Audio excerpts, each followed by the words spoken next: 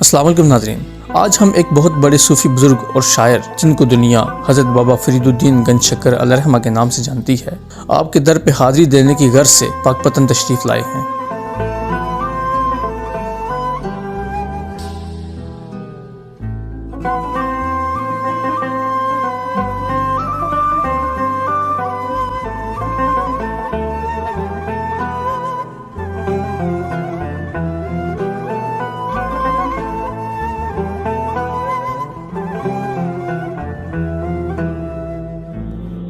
سلسلہ چشتیہ کے ایک مشہور و معروف بزرگ حضرت بابا فرید الدین گنج شکر علیہ رحمہ اندازاً 584 ہجری بمطابق 1178 عیسوی کو حضرت جمال الدین سلیمان کے گھر کھتوال ضلع ملتان میں پیدا ہوئے۔ ان کے بزرگ سلطان شہاب الدین غوری کے زمانے میں ترک وطن کر کے پنجاب آئے اور جہاں آباد ہو گئے۔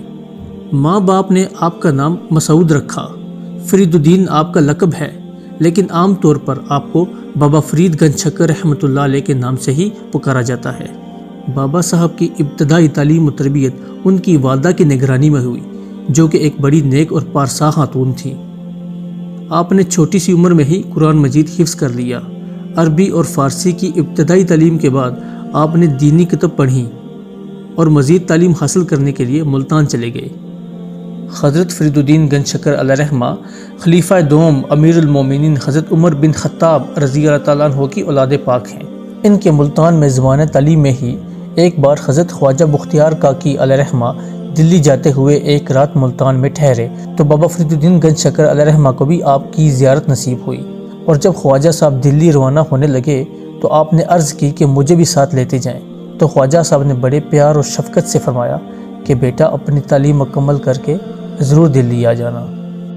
آپ نے روحانی فیض اپنے پیر و مرشد قطب الدین بختیار کاکی علیہ رحمہ سے حاصل کیا۔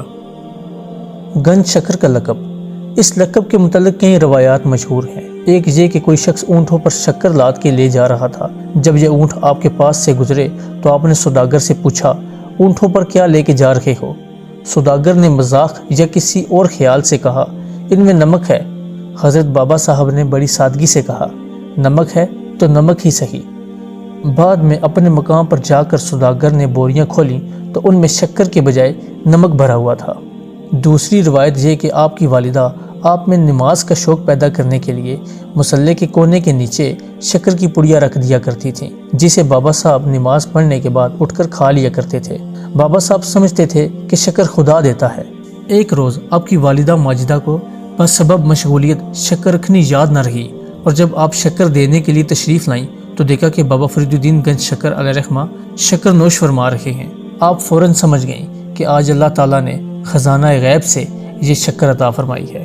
اسی وقت بارگاہ الہی میں اپنے پیارے بیٹے کے لیے دعا فرمائی اور ارشاد فرمایا، تو مسعود شکر کی طرح شیریں ہوگا۔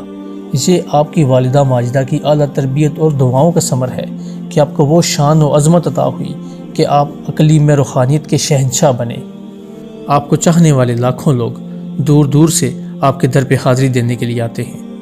بابا صاحب نے اپنی تمام زندگی قرآن اور سنت اور اللہ کی پیروی میں گزار دی۔ آپ کا کلام اور آپ کی شاعری پاک و ہند میں بہت مشہور و مقبول ہے اور بہت ذوق و شوق سے سنا جاتا ہے۔ یہاں پر روزانہ کی بنیاد پر قوالی ہوتی ہے۔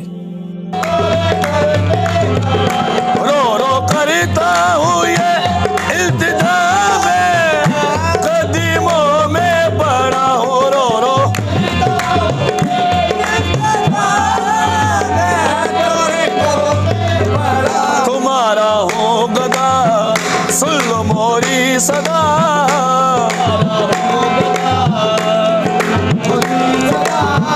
تمہیں ہے صابران